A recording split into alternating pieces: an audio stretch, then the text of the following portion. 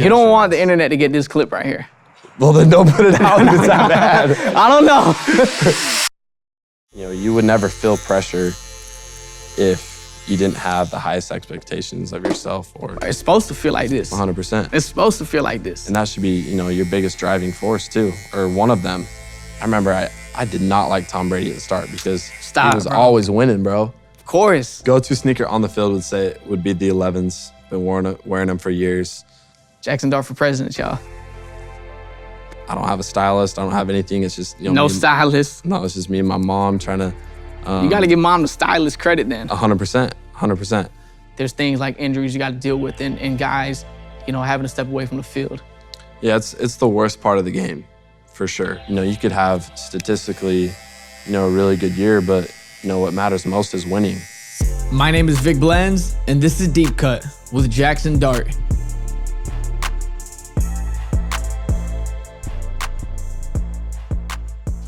My guy. What's What's up, up, bro? Pleasure to meet you, man. Yeah, likewise. Welcome to Deep Cut, Excited bro. for this. Dude, let's do it, let's do it. It's gonna be sweet. Yeah, I feel like you came out off rip with the snap count. That was impressive. A little bit. That was impressive. A little bit. It's good. Hey, you're a lot shorter in person. Really? I'm just kidding, bro. Do you ever get that? No, I haven't got the shorter one, but First time for everything. no doubt. It's a little deceiving when people see you on TV and in person. I felt like that Do you too. feel like I look taller on the on For Instagram? sure. For real? Sure. Yeah. Damn. I was watching I your thought how videos. tall you thought I was gonna be. 5'10". We can say I'm 5'10". We can say I'm 5'10" right here. He's 5'10". Official height, 5'10". 5'10", that's good. 5'10". Yeah, yeah. All right, that's smooth. How do you want your cut today, bro? Just want it like tightened up on the sides a little bit. So just taper that down and then kind of just even the length out on the sides to the back. I don't want too much length taken from the back or the top. Okay. Really just like through the side. Yeah, you gotta get it blended in a little bit into your taper. How often you get a fresh cut? I try to get one every probably like 2 weeks, 2-3 weeks. You stay pretty fresh. Yeah. I feel like anybody that's in that 2 weeks is like, you know, you getting a cut. Yeah, yeah. It's a little different like when you're in the league versus in college because there's a few more cameras on you, so you gotta make sure that You got it. Did you find a good barber in New York since you've been here? Yeah, I got a good one out here. Smooth? Yeah, it's been good for sure. That's what's up, bro. I'm surprised you came fresh too, because I didn't expect it to be snowing when I came to New York. We don't got snow yet in Atlanta, but. No, this one kind of hit us hard. Like, there was no snow on the ground. We had like our Saturday walkthroughs, and then, you know, you wake up for game day on Sunday and there's like 2 or 3 inches of snow on the ground. It's like, what the heck? Nah, it was tough. It was tough. It was cold. Very, very cold. So I got a legendary question. I ask everybody in the chair when they sit down. Yeah. What is your name and what do you do? My name is Jaxson Dart. I play quarterback for the New York Giants. That's fire. Yep. That's fire. It's like the first time you've probably been asked that. Yeah, honestly, it's kind of like surreal to say it out loud sometimes. It's gotta feel surreal. It's gotta feel surreal. Yeah, I wanted to ask you, Kaysville, Utah. For somebody that's never been there, first of all, I've never even been to the state of Utah. I feel like a lot of people have it. Nah, it's not one of those spots where I'm like, damn, woke up today, gotta go to Utah. Yeah. But for someone that hasn't been to Kaysville, how would you describe your hometown? Yeah, I would honestly say for the state of Utah, it's kind of like a hidden gem. I mean, most people haven't even really heard of it or know where it's at on the map, but you know, outdoors-wise, environment-wise, it's beautiful, so there's a lot of things to do. You know, there's a ton of national parks. The mountain ranges are incredible. There's a lot of lakes, a lot of rivers. So, you know, going outside and having activities to do, it's a lot of fun. The city of Salt Lake it's not too big, but It's close not too by, small. though. Yeah. How far is Probably Salt like Lake? 20 minutes away. Oh, so this is like you got big city right there. Yeah, yeah.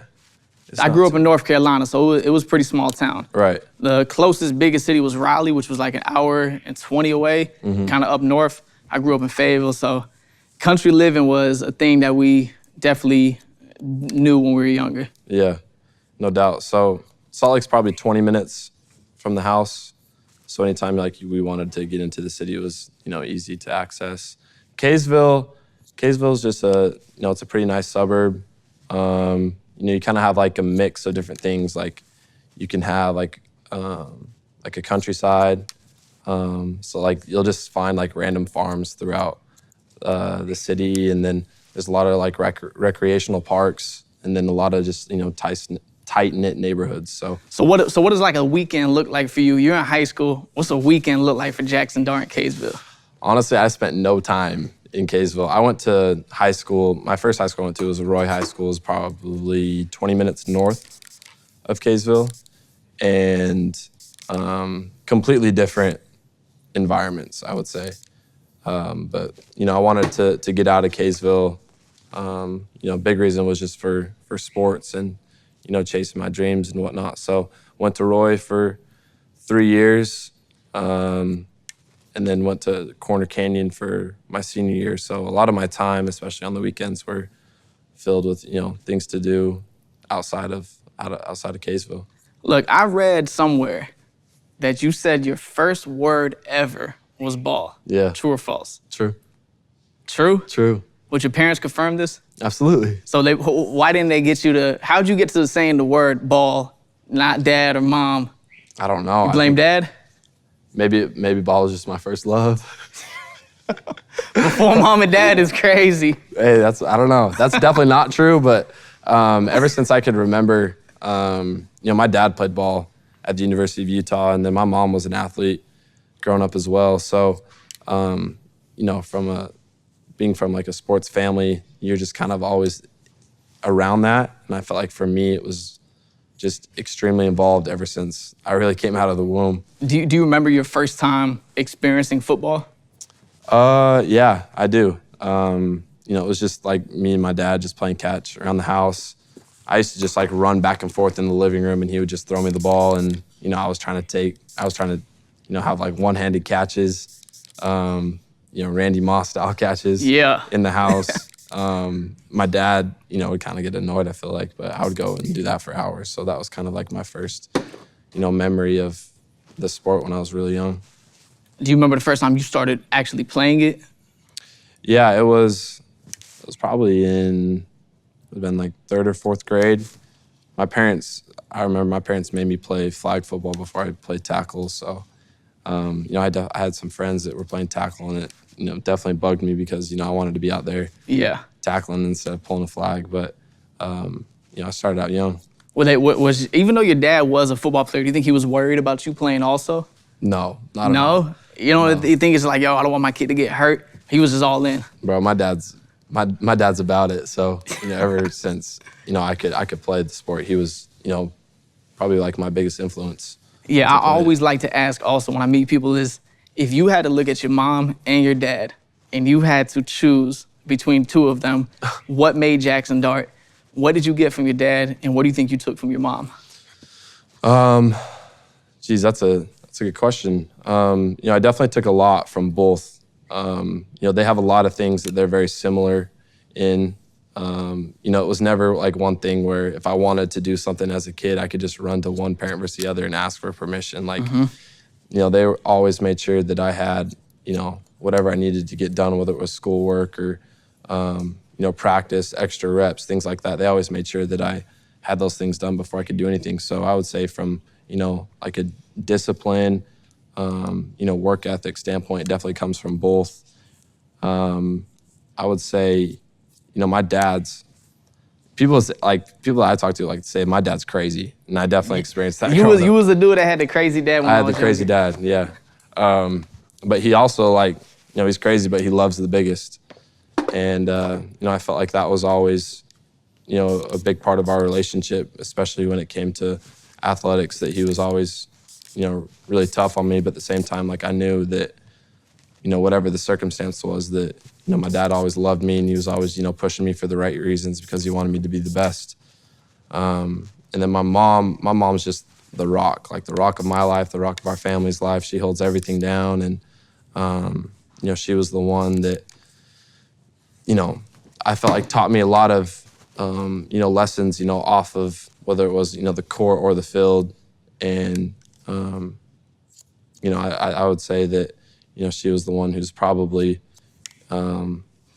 been just like the closest of just, me growing up and communication and asking for advice. So I got a lot from both of them, and they're just kind of different, but also they definitely have similarities. Yeah. So when you were growing up, what was your original dream job? Was it sports from very early, or what did you imagine you would actually be doing as you were a kid growing up? Yeah, I actually have a picture of me in, was like 5th grade, where they had us like write down on whiteboards or chalkboards at that time, what was your dream?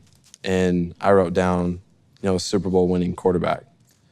And so I really, didn't have any other, expectation or vision for how I wanted my life to go. So this has always just been the aspiration for myself and what I've wanted to chase. So did you ever work a regular job like when you were in high school? No. No? It was a ball for your whole life? It was always ball, yeah. Damn, that is fire, bro. I mean, I worked in a restaurant before I was a barber. That was my first job that I had. I was first flipping shoes, so I always had like this hustle about me. I tried to find a way to get my own money. Yeah. I was flipping shoes, I was mowing lawns, I was doing anything I could, and then I started in a restaurant when I was 15.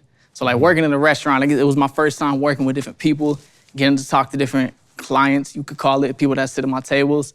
So I feel like that was segueing me into being a barber. Yeah. But I credit working in that restaurant a lot when I was younger for just picking up those people skills early. Yeah.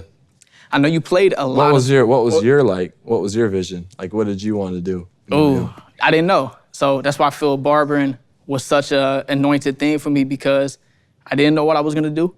I thought I was gonna go to college, and that's what we were pushed to go do. I didn't know what I was gonna study.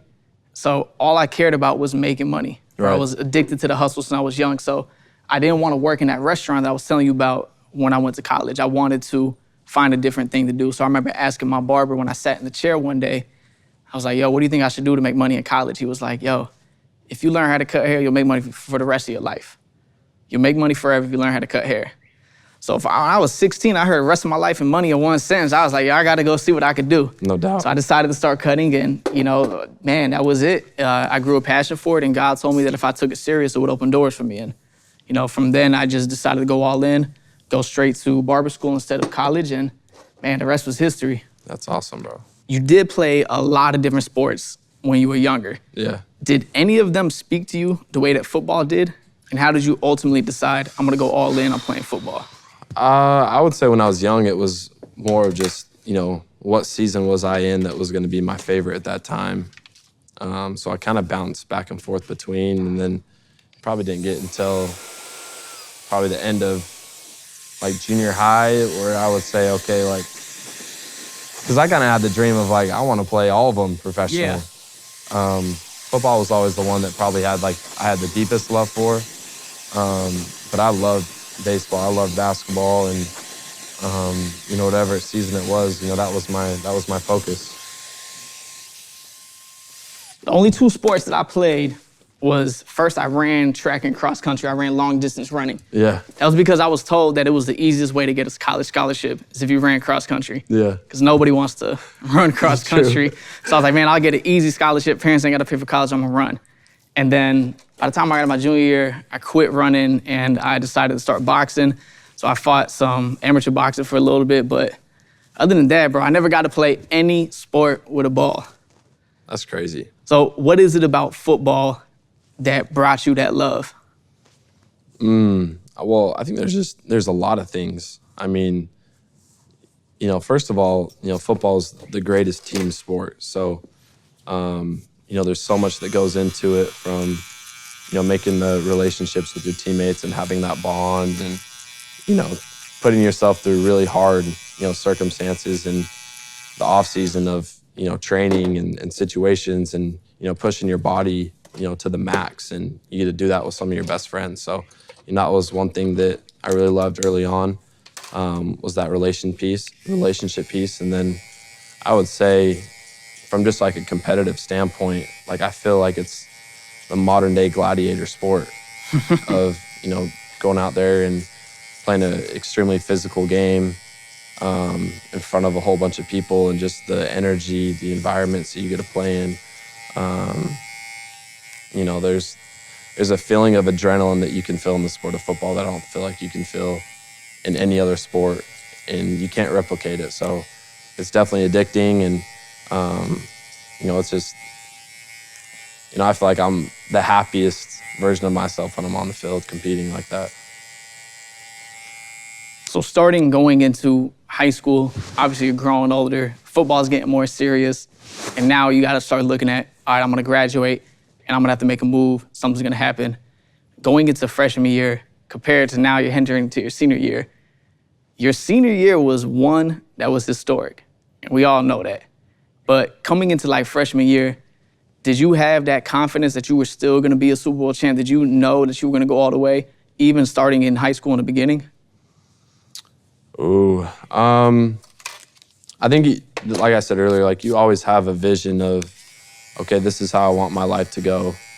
And, I felt like teachers growing up, like they'd always tell you, you got to make a plan B and you can't put all your eggs in one basket. And it almost felt like they're always, kind of doubting like your dream. That was one thing that, I always remember when I wrote on, that chalkboard was, my teacher following up right after I wrote it down, like, do you have any other ideas about, what you want to do?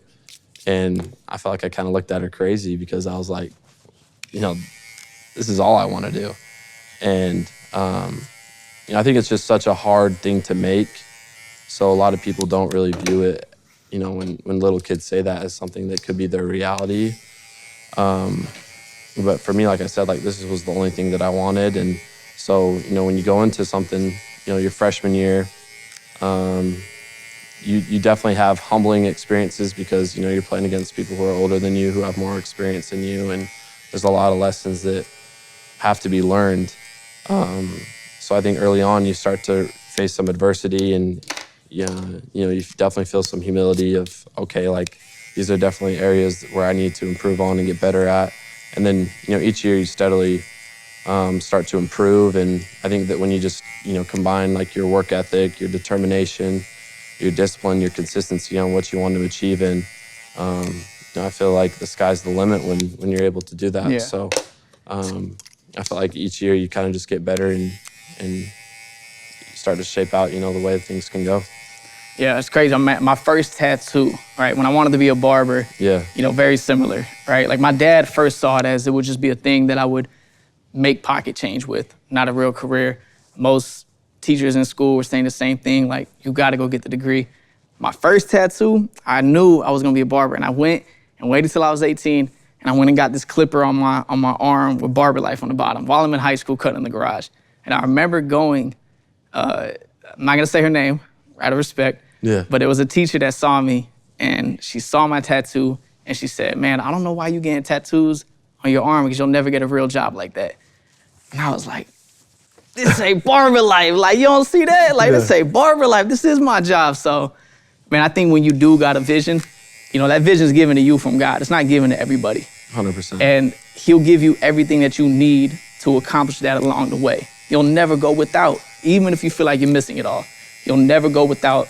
And if you want everybody to see it, and you got to make it happen, and you're making it happen right now, currently. I appreciate that. So quarterback is a position you play. Who was your first earliest inspiration that, this is a great quarterback. This is what greatness looks like in this position. That's where I want to be one day.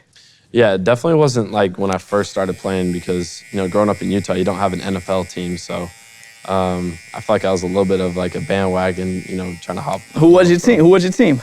I never had a team. Honestly, like at that time, I remember in like 6th or 7th grade, I was like, all right, I'm going to pick a team and this is going to be my team. So I looked at, the standings of everything and I picked the 2 worst teams at the time. It was the Browns and the Jaguars.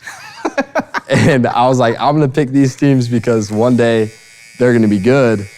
And I could just say that You was there first. I was there first, so. You're still waiting on that day, trust me.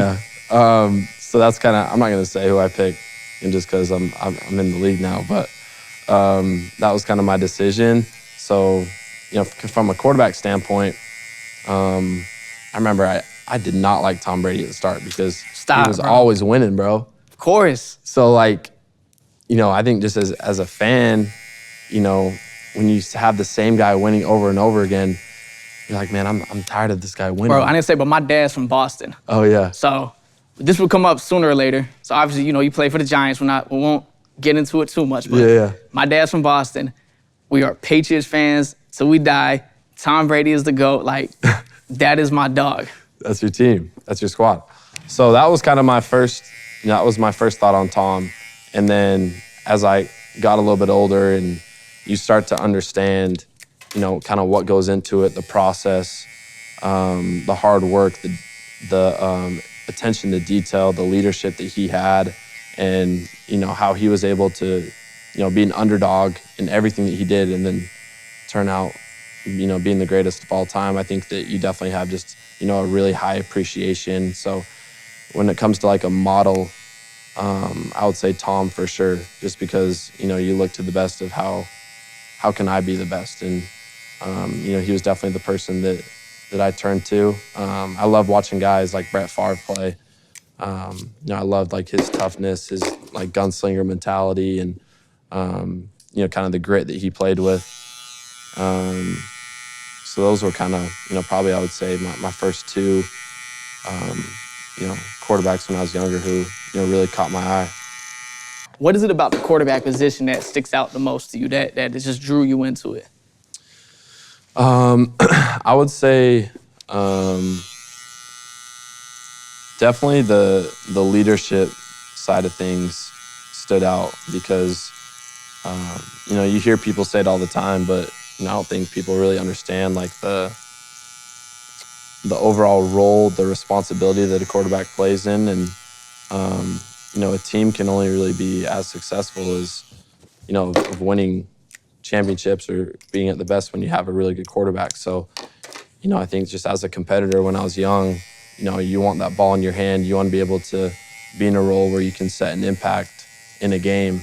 And, there's not a better position in all of sports than quarterback. So that was kind of, the first reason of why, I wanted to play quarterback. Quarterback takes the leadership. Do you feel like leadership was something that you were naturally born with, or was it a confidence in yourself that you had to build up to where you're at now? I think that it definitely came naturally. But at the same time, like, I love my teammates. I love, those are, my best friends in the world are, the ones who I've played with. So, as a friend at the same time too, you want to see, everybody around you succeed. So, one big thing for me was like, I was always just trying to be as encouraging to my teammates as I can, but then also understanding that the only way to be successful and to win was also to push everybody around me as well. So I think that, obviously maturing, you start to understand, what are the daily habits that I need to put on myself to hold kind of a standard for everybody.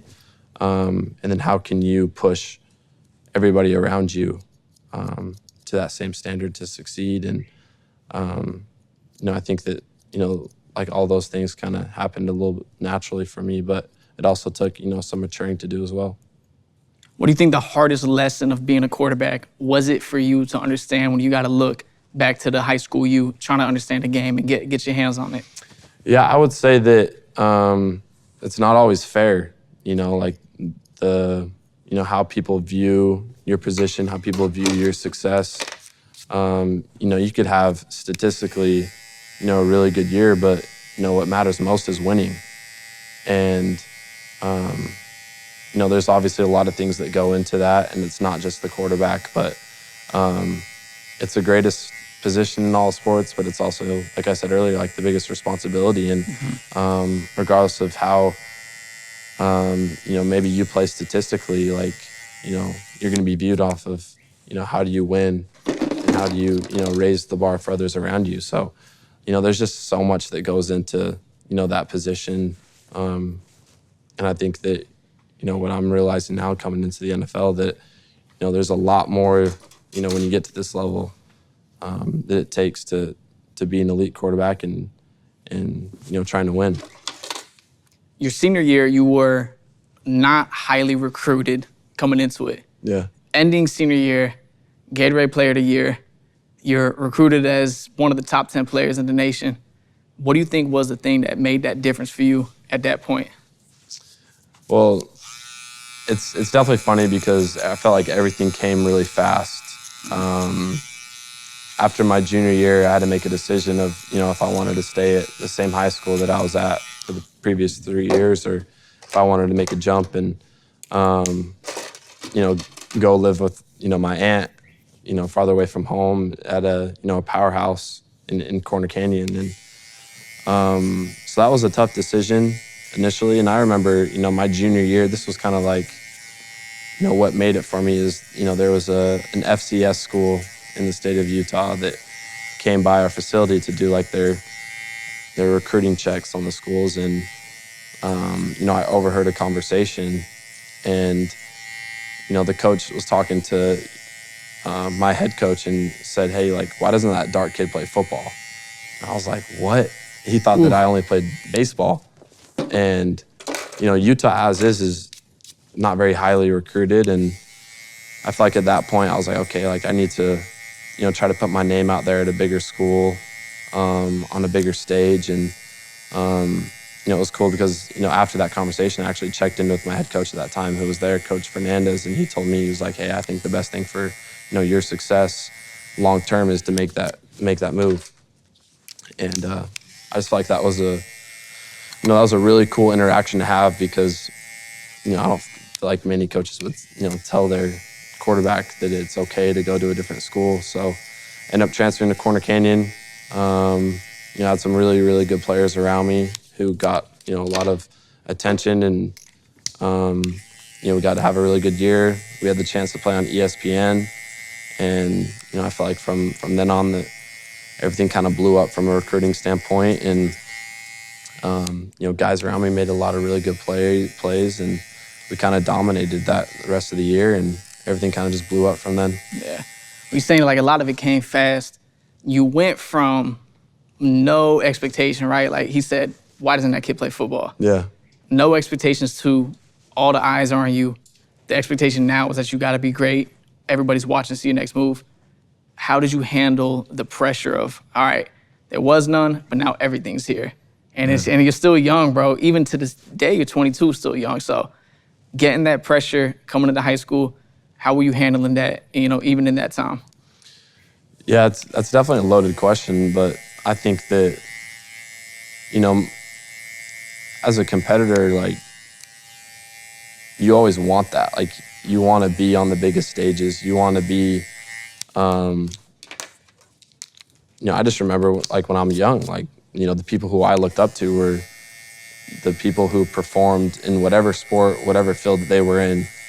They dominated, and they were on the biggest stage. So I feel like that was always just something that I, really looked into having and wanting. So you definitely, take this opportunity, not lightly whatsoever, and you want to make the most of it. But you just try to prepare like your whole life and, situationally for whenever it can happen, you want to make the most of it. So it's kind of crazy to be in New York, but it's definitely exciting as well. I feel like crazy things ain't supposed to exist in this world, but you made every sacrifice you needed to. You dedicated your life to it, but I feel you on that. Like, if you are who you believe you are, then when the lights cut on, you got to show up. All right? I remember Allen Iverson, I just watched his documentary, and he was chatting about practice. But he's like, bro, the game comes on, and that's the game I go and I die for, and that's the game that I perform in. Right. But reporters in the post game on his nuts about practice, like, what you doing in practice? But he's like, bro, I show up. So I feel like, man, when you show up, and all aspects of preparation are important, but you talking about that pressure, like, man, when the lights are on, if you are who you believe you are, then you're gonna show up and make it happen. Right. You hear people talk about all the time, like, they'll say pressure is a privilege, but,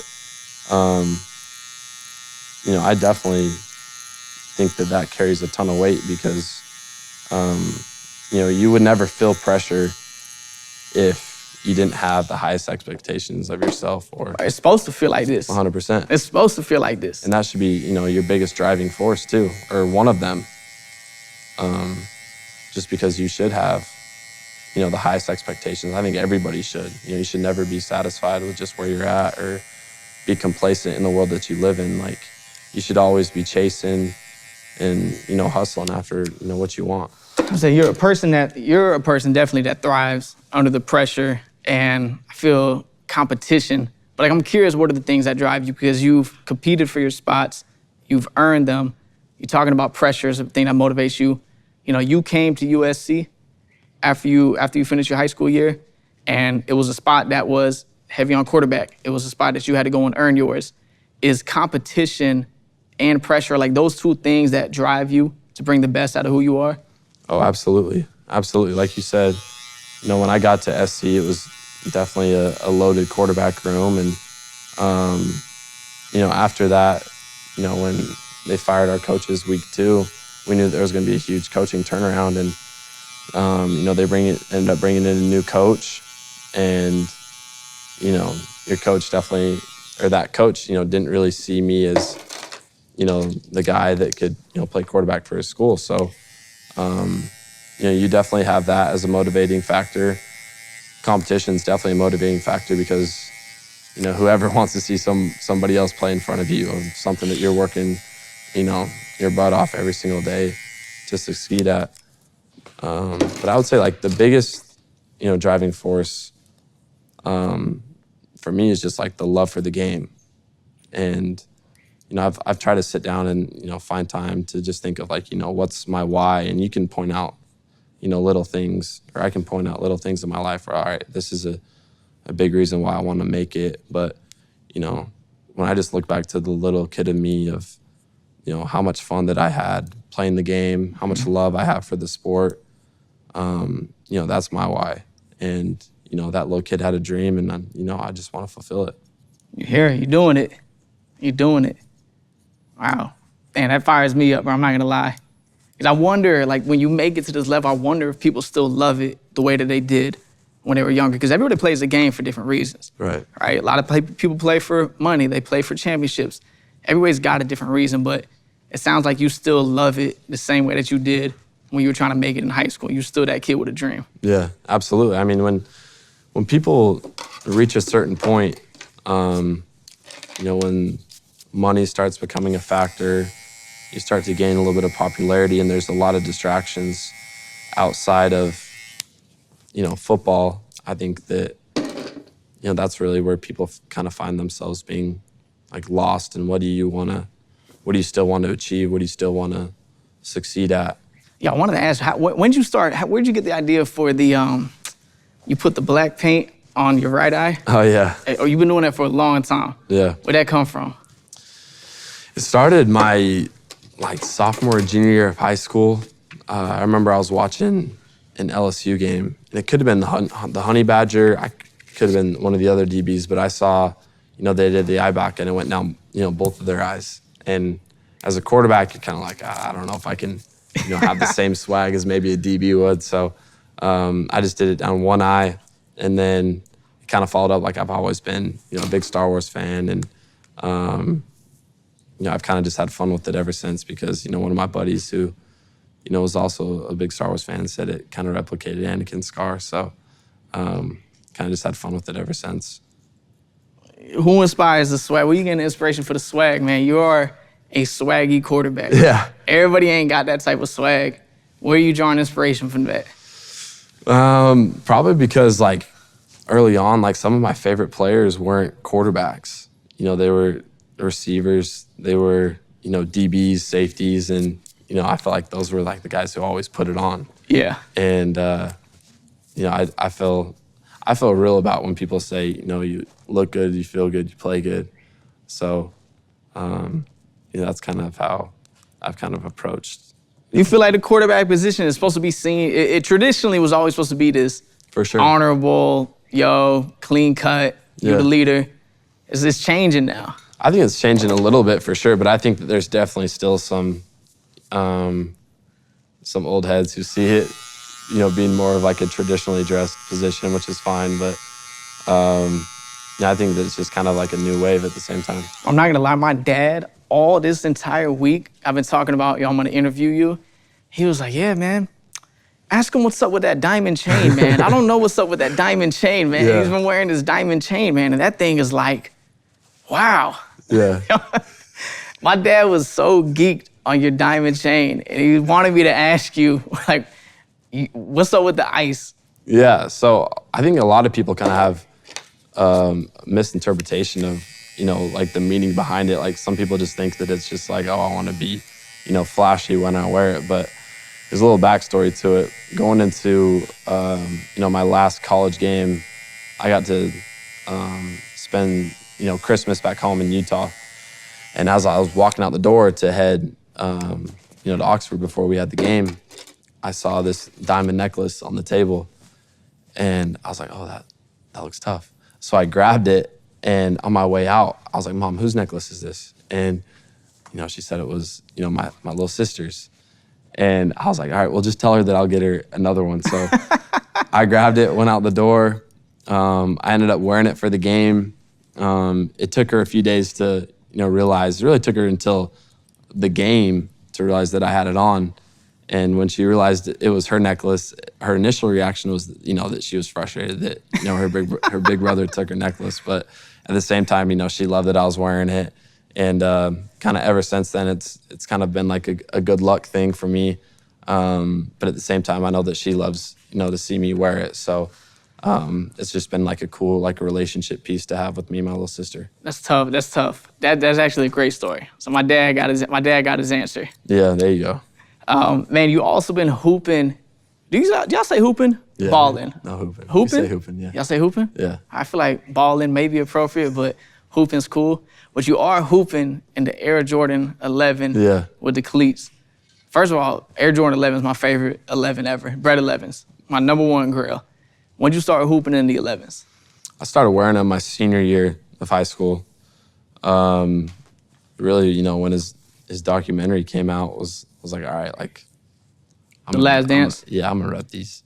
But they're also, I think that, it's definitely important as an athlete to find, the footwear that feels good on your feet. And, I'm not, 190, 180 pound guy just running around. So I needed a cleat that was, stable and secure for my ankles. And I feel like that, felt really good for me. But at the same time, I thought they looked good on the field too. So that was kind of my reason.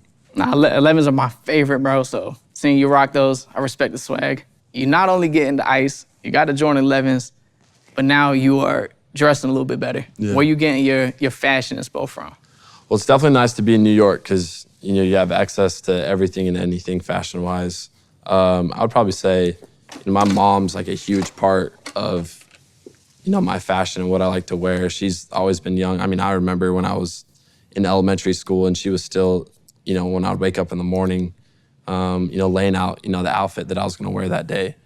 So it's definitely something that she loves to be a part of. And, I don't have a stylist. I don't have anything. It's just, No stylist. No, it's just me and my mom trying to. You got to give mom the stylist credit then. 100%. Putting pieces together. And that's also another just like cool relationship, bonding experience. What you got on today? Because if I wore what I came to the store with, I would look like an Eskimo, but thankfully we at the House of Sport in Jersey City, so I was able to get something way more cozy.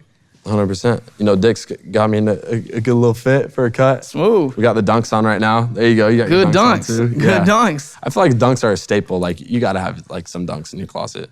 Yeah, it's a go-to. It's like an Air Force One, but it's also a dunk. 100%.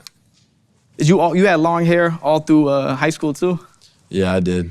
So you never had like bad hair day? No. I feel like with long hair too, you can kind of hide like. Of course. Yeah, you could hide a lot more, but so you ain't never went to a barber and got messed up. Damn. But I'm also like I'm watching. Like I usually have that mirror right in front of me. Nah, no, you can't be that client, bro, with the mirror. You cannot be the client with the mirror. I'm checking it out, especially with somebody new. I'm checking it out. Why you putting so much pressure on me right now? I've seen your videos, so I can trust you. The video, watch the videos, you got trust. What do you do outside of football? Like, what are your hobbies? I love to be outside, so, I love to hunt, I love to fish. My dad's an avid outdoorsman, so, growing up, when it wasn't football season or any time that I would have off, we took that to, be in the mountains on the lake. And I feel like that was a good, reset, hobby for me as well to kind of just like be fully, immersed in the moment, not have, external distractions of phones or social media. And so that's kind of, some things that I love to do outside of the sport. That's your ball knowledge here. How do you feel about the great loss to the outdoors world with the Outdoor Boys retiring from the YouTube channel? The Outdoor Boys? You never seen the Outdoor Boys? No. Oh, I'm about to put you on game. You got to look at the Outdoor Boys. You never seen the white dude that goes to build like snow cabins by himself, and he makes bread with honey butter in his own steak? No. Never. Gordon, he don't know the Outdoor Boys. Any of you guys know the Outdoor Boys? Who knows the Outdoor Boys? Look, we got a couple, yes. Ashley, do you know who the Outdoor Boys are? No. Bro, I'm telling you, the fact that you an outdoors man and don't know the Outdoor Boys It's that bad? is bad, bro. Really? Bad, bro. If this, You gotta show me. you don't want the internet to get this clip right here. Well, then don't put it out if it's that bad. I don't know. We'll be maybe. cutting it. We'll see. You gotta get put on game with the Outdoor Boys. I gotta see. Yes. Maybe I'll know. It's like the late night TikTok when it's like 3 a.m., 2 a.m. You scrolling too long. You get an Outdoors Boy video on your timeline. Man, Outdoor Boys. I'm gonna check them out. I'm gonna put you on. When he'll go like dolo camping by himself in like Alaskan winter, and spend like a week outside with nothing but himself and cook his own foods. Yeah, I like stuff like that. I don't know if I could ever do that. You ever been camping? Oh, for sure. But you ever seen like the Alaskan bush people? Stuff yeah, like that? Kinda. I don't know if I could ever do that. You think that if you're stuck outside, you could start a fire by yourself? Yeah, I would survive. Okay. Like, yeah, if it was me in the wild, I'm gonna survive. Start a fire? Yeah, I can start a fire. You can start a fire? Yeah. You started a fire in the winter? Yeah. Out by yourself? All by myself. How? What's the method? Sticks? Just. You need brush. Usually, luckily for me, I had a match. That's But cheating. And I don't think I could, or a fire starter. You have to have a fire starter. Yeah, but if you got that, that's anybody could start a fire. gotta be Most of the prepared. people here could start a fire with fire starter. Then I definitely couldn't start a fire with rocks. Well, that's the difference between me and you. You're not starting a fire with rocks, bro. Oh, yeah. That looks nice. You all right? I'm all right. Yeah, You all right, man? You Looks look good. decent, man. GQ. no doubt. GQ, maybe one day. Definitely GQ. Met Gala. I see Met Gala in your No doubt. future. I see Met Gala in your future. Appreciate you, bro. Jaxson Dart. Yes, sir. Very excited, bro. Y'all, I wanted to ask, before we move on from your college journey, what was your favorite college memory off the field? You give me one off and a one on. I would say one off the field would be when Ole Miss won the national championship in baseball. Like, that was just like cool just to like be in the city of Oxford. And Oxford's just such a tight-knit community. So like when that happened and just seeing like, the streets flooded and, just like the energy of the city, I would say that was definitely a memorable, definitely a memorable experience. I would say on the field, we played LSU at home my junior year. And this is when they had, this is like things that me and Malik talk about in the locker room a lot. But Yeah. They had Leak, they had Jaden, they had BT, they had Mason Taylor, they had Will Campbell. So they had a squad. And they came into Oxford. They beat us the year before, and this was like a big game for us during this year. And got into like a shootout. We ended up winning at the very end on the last play of the game. And, kind of seeing like the crowd storm the field, the environment, because that's also, a rivalry game. That was, definitely a big experience. You don't get scared when they storm the field? Like as a player, you're not like, damn, there's 1,000 people running up right now? You just got to keep your helmet on. You got to keep your helmet. And you can't be the team that, the other team storms the field on, because then you don't know what's going to happen. Yeah. But if it's your team storming the field, they usually, they'll take care of you. So that was definitely one. And then the other one was my senior year when we played Georgia. That was like an Ole Miss game that will go down in history there. It was like the biggest, So it was the biggest home game.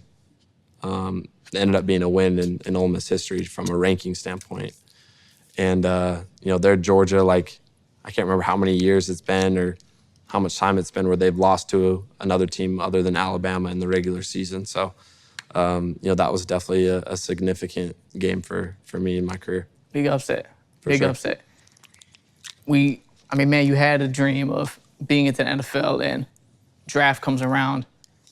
Going into the NFL draft, how real did it start feeling once you got to the combine? Like, that alone has to be pretty surreal to even be in a space like that. Yeah, well, I feel like I was an underdog, going into the whole process. I mean, you could look at rankings and, a lot of people would say, he was going to be a third round, fourth round pick, right after the season. And, I definitely never felt that way of myself, but, that was kind of just like the narrative of what people talked about. So, going into like the Senior Bowl, the whole offseason process, I knew that there was, opportunities that I really needed to make the most of. And, was fortunate to have those opportunities and perform well. And then I just remember like getting to the combine and feeling like, all right, like, this is like the stage, like this is the time where, I really got to showcase, my full abilities. And that's definitely a very pressure-filled week with, the meetings just on top of each other. And, you're not getting a lot of sleep. And, that every interaction that you have holds value, it holds weight. So, emotionally and mentally, you got to be dialed, the whole week. But, getting out there on the field and, I remember like my first throw, just like warming up, like I dirted it. And I was like, what? This is not like what I'm supposed to be. How nervous were you for first combine throw compared to like first college game? Ooh, combine was higher for sure. For real? Yeah, combine was higher for sure. Because I was probably like a 10-yard throw and I like skipped it, warming up. And I'm like, ooh. Do they tell you anything before that? Like, hey man, don't worry if you. Yeah, the coaches will try to tell you that, but like they don't really know how you're feeling. So I honestly felt like from that throw, I kind of like was able to like let a lot of, any like built up tension that I had and kind of just was able to just. You got to get it out of the way. Exactly. Luckily for me, it was just on my first throw. Damn, man. I can only imagine what that pressure feels like. When you actually get to draft day, man, I'm sure you saw the video after, but the Giants made a lot of moves to get you. Yeah. Being picked at 25, was that expectation of where you thought you would be at, being a first rounder? I think you try not to have too many expectations just because there's so many moving pieces that can happen in the draft. And I felt like I kind of had, a range of, it could be from 6 to, even, the end of the first round. So you didn't know exactly what was going to happen during that time. Quite honestly, during the draft, like I tried to just stay away from the TV or, anything that was going on. Try to just have my phone in my pocket and just whenever it rang, you knew that something good was happening. But I didn't really know like what exactly was going to happen. How'd you feel when you got the ring? Yeah, that was because I've watched for a lot of your stuff and I haven't found many clips where you were emotional in. Yeah, that was definitely, probably like one of the moments where I've felt like the most fulfilled. Just because you put so much into reaching it to a certain level that's, statistically so hard to reach. And I don't think that it really becomes real until, you get that call. So I definitely was emotional and, it had a lot more to do than just me. I had, all my hometown friends. I had all my family there. My parents who have been there from the start. Like I've never had a game in my life where at least not one of my parents was there with me. So, and then you have your siblings with you too. So there's just a lot of people that were involved in all of it. And, just the excitement, the joy that was in that room and, in that moment was pretty overwhelming. Man, amazing, bro. How crazy was your phone the next day? Yeah, it was wild. Wild? Yeah, that was wild. Man, you get to the NFL, life changes. I'm very curious, man. What was your first big purchase once you made it to the NFL? New York's expensive to live in, so. Very expensive. And I don't like spending money like that. So, I'd probably just say like my apartment. How many toll bills have you racked up since being in New York now? Too many. Too many? That yeah. might be the most expensive purchase. Yeah, Paying it's toll up there. It's up there for sure. But it really wasn't my fault. Like where I'm from, we do not have easy passes. So I know a lot of people like We didn't have easy pass in North Carolina until recently when you started driving to Charlotte. I remember seeing that there was Yeah. like an easy pass thing that started happening. But yeah. Well, I was just driving through all the toll meters, and I had no idea because I've never seen anything like this. And then I start like eventually I'll have somebody else in the car, and they're like, "Bro, like why are you like not stopping for, your easy pass or to like get your toll ticket?" And I'm like, "What are you talking about?" So those I got when it hit my email, I was like, "Man, I got to take care of this." bro, I think you could damn near get arrested or like get your license took from having too many of those. You can't. You got to pay them off. You got to take care Got to of pay them off. What were your expectations, man, coming into your rookie season? Like, we're in the midst of it now, which, first of all, I'm honored that you even took time out of your season to talk with me, man. So, like, I understand how, special it is that you would do this with me. So, man, just like starting the season, what expectations did you have for yourself? Well, you definitely, start out having like the highest that you can. But I think that, I've kind of had a few welcome to the NFL moments. I've realized how hard it is to win in this league, and you can play really, really good until the last play of the game, and if you don't execute on certain scenarios in the game, you're not going to win. Yeah. And there's too many really good players across this league. Too many coaches that are elite at what they do. So you got to really hone in on the little details. So it's definitely been humbling because you want to win. And, you want to be the best. And when you're not there initially, it definitely gives you a lot of motivation to, get things turned around. But, at the same time, I've had a ton of fun, like just trying to improve myself each and every day, being with my teammates. And, I think that I just have a really high vision for this place. And, I'm going to do whatever I can to put us in, help, bring the people along and put our team in a really good situation. Yeah. What do you think surprised you the most about your first year in the NFL? One thing you just didn't expect. Geez, probably how hard, guys hit. That was probably, I felt like, coming from college, I could, run over anybody until you start taking on some hits in the league and you're like, oh, I feel this a little bit more than what I used to. I told you I'm a Patriots fan. So, Yeah. It's a rough game. It was a rough game. It was a rough game we had, man. Yeah. Do you think, man, you play with that grit. You've always played with that grit and that aggressiveness. Since being in the NFL and playing through the season, have you thought about adjusting the way that you play the game at all, seeing the physicality that there is here? I definitely feel like there's been a narrative that's been exaggerated for sure, and maybe a little bit of a sensitivity that's kind of followed along with, how I play.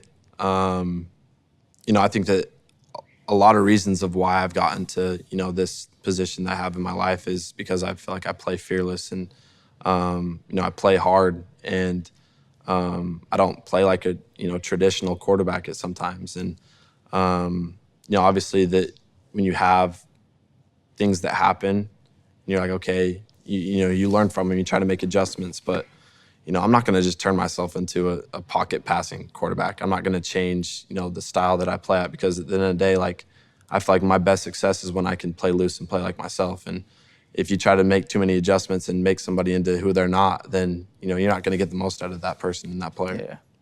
Just because we love you, bro. Chauncey, you played for a very long time, man, because it shit gets me fired up. Even the last game with your 28 run that you had, 28-yard run, bro, that shit had me fired up. I watched that game, man. So Appreciate that, bro. I'm a big fan of the way you play, man. I was curious, bro. I know Eli Manning, of course, was a mentor here. Has he came through with any of those promises or any of those favors that he said he would give you? Yeah, I mean, Eli, like me and Eli just have like such a cool relationship. Obviously, just with my time at Ole Miss, and he's been somebody. Him and his dad Archie have always been people who I could lean on and ask for advice from, and they've just been great assets to have in my corner. And I've definitely been very fortunate. And me and Eli like we just have a cool relationship. Like, we can joke around with each other, and things like that. I mean, we talked about me asking him for dinner reservations, but that's just like kind of the relationship that we have. Like we can talk about football, we can talk about life outside of footballs, and they're just a great family. Yeah. Shout out to Eli. No doubt. I got Big respect. shout. I got respect for Eli. You better have respect for Eli. Of course, I got respect for Eli, but Eli took 2 from my boy, so yeah, it is what it is, man. He handled it for sure. Sure. Of course, yeah, he did. Sure. This year came with a lot of challenges. Obviously, it's a tough year, not just only being your rookie year, but man, you got to show love to Scat, to neighbors. Man, what have you learned being a leader, not just seeing, how hard it is to play the game, but there's things like injuries you got to deal with and guys, having to step away from the field? Yeah, it's the worst part of the game, for sure. Injuries and, taking the game away from guys like that, Scat and Leak for a year. Like, obviously, like they're young, they're superstars in this league. There's guys who, carry a huge impact for our team, but also just like, the whole league, like people love to just watch them play. And there are also people who just genuinely love the game and they love the process. They love the grind. They love coming into work every single day with a chip on their shoulder to be the best. And, it's definitely been, sad to see that like stripped away from them. I know that it's going to be something that really drives them to obviously come back from, stronger and better from. But, it's definitely really hard to see, guys like that who are also, your really close friends go down with injuries. There's, so much that you, could say that you still have to work on with this season, but so far, what is something that you're proud about yourself looking at your rookie season so far? That's not really a question that I've really, have tried to really answer because, I try to look back at it at the end of the year. But, I would just say like I'm proud of, just like the hard work that you put in each week. I think that sometimes, things that are beautiful in life, like it takes time to develop and to make into, something special. And, at times I look at it like it's not my time, it's God's time. And, you try to just take a step back and have perspective on, how do you want things to happen in your life and when is it ready for you to unfold and for you to see the whole vision and how things are supposed to play out.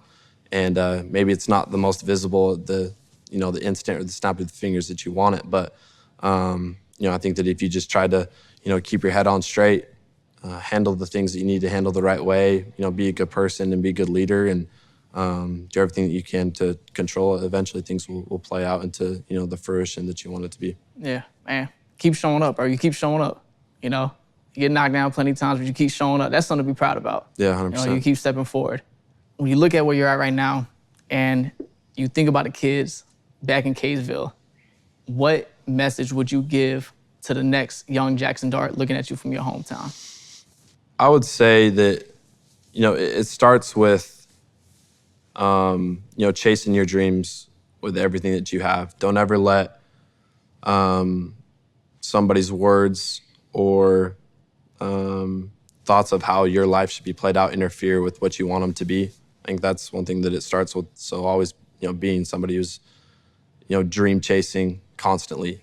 And, I think that when you have that mindset, then you're able to build a structure, build an outline of how do I want to approach things day in and day out. And then I think at the same time, like, don't ever try to be anybody other than yourself. I think that we all as individuals have traits and qualities about us that separate us and can give us an advantage in life and in work and whatever that, we want to do.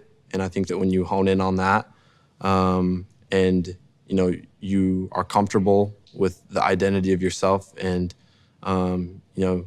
you identify your strengths, then that's when you can really make, a real impact in this world. And then, my last thing would just be a good person. At the end of the day, like, we're all servants and just extending your hand to others and just trying to make the world a better place. Yeah. I did see a long time ago in the interview you said that people are going to remember you more for the person that you are and not the player that you are. And I thought that was one thing that, really stood out to me and just made me excited to talk to you today. And bro, thank you for sitting down It's inspiring to hear your story. It's inspiring to see where you're at, and so much more still coming for you. There's a section of the show, it's called Quick Cuts. Yeah. All right, still with me? I know it's late. So these are faster paced questions. Answer them, as you can, and we'll move along. All right. You ready? I'm ready.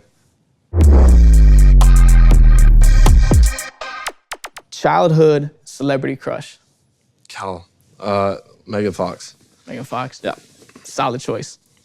Who is one teammate on the Giants that you would not let date your daughter? No, I wouldn't let any of them date my daughter. None of them. Yeah, that's crazy. None? Nope. There's a stand-up guy somewhere, man.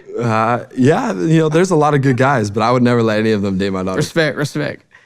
If you had to trade places with a celebrity for one day, who and why? Ooh. I'll say LeBron. Why? LeBron's the GOAT. Respect. Second GOAT, but like my generation GOAT. Your generation? Okay, yeah, respect.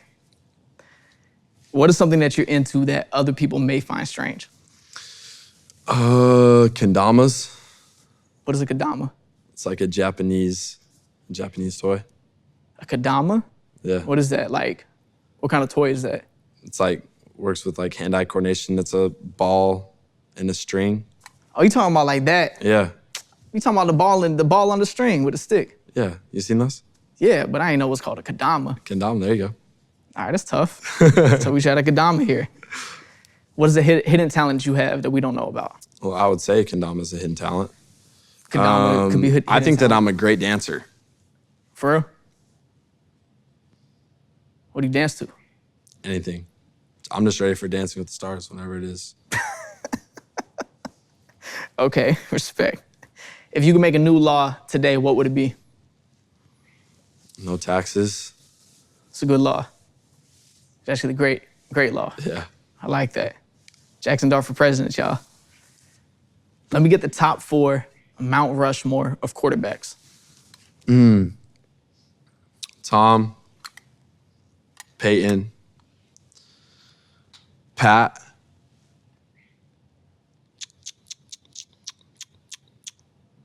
and I would say Drew. Solid 4. Yeah. Solid 4. Who was a dream wide receiver that you could play with that is no longer active? Megatron. Let me get a dream wide receiver that you would play with that is active. That is active. I mean, I got the best receiver in the league on my team right now. 1,000%. We cannot wait to see both of y'all play. Let's make that clear right now. Yeah. I got the best receiver in the league on my team. But other than Leak, I think I got to get like the LSU guys together. Like, I got to get Jamar out there. For sure.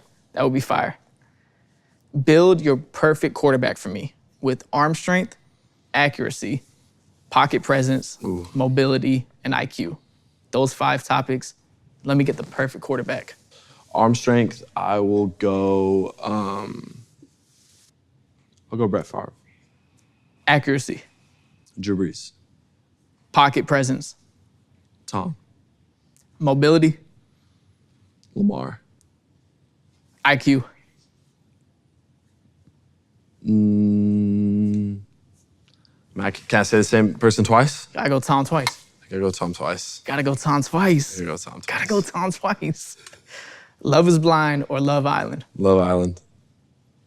I could not do Love is Blind, bro. Bro, Love is Blind is, I like Love is Blind way more than Love Island. I love learning about people's hearts, but I cannot do Love is Blind. So did you watch this last season of Love Island? I did. It was a good season. It was. Actually, There's a Ace- lot of drama. Actually, I think the first rapper to mention me in a song is Ace Green. Really? Yeah. Shout out Ace. He said, what'd he say?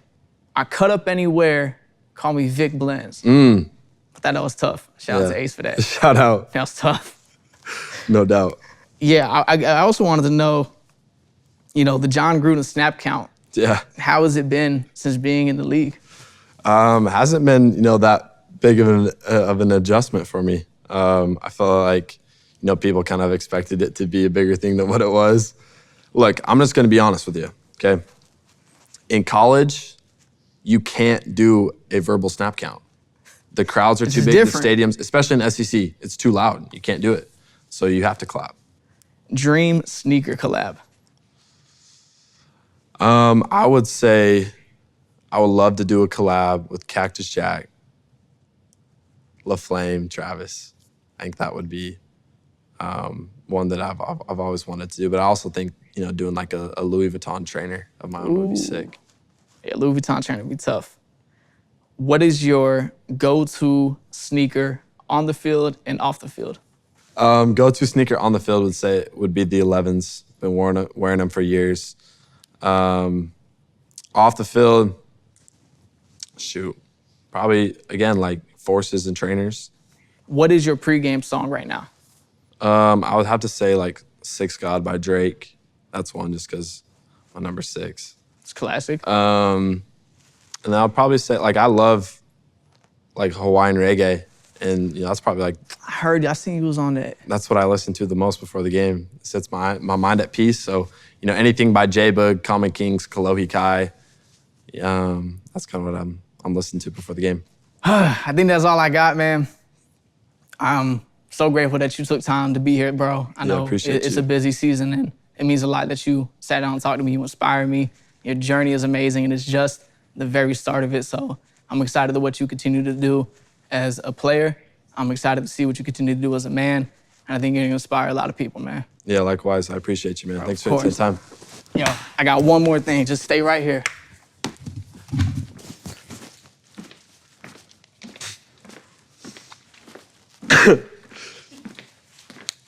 I've never played. What you doing, bro? I've never played football a day in my life. I just want to know if I could catch one pass. You got it. Start light. Just start light. He's got the cleats on. Of course I got the cleats on. Start light. Bro, you got hands. Of course I got hands on my You got bar. hands. You got to buckle your chin strap up.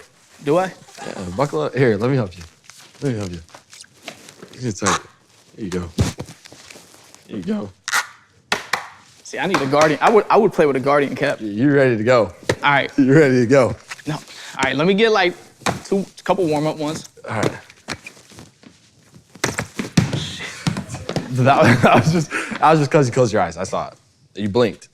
All right. There you go. Now, There you go. I need a dart. Just give me a dart.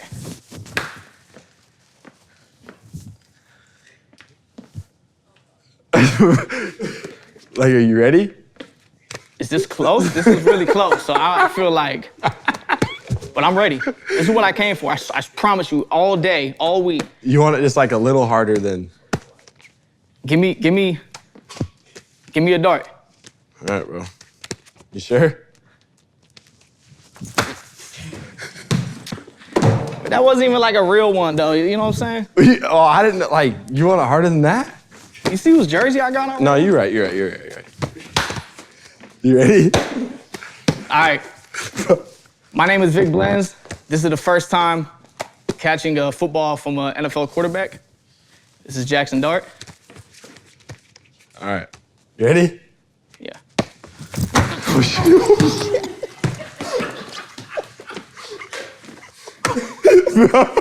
Give me that, butt. All right, that's a wrap.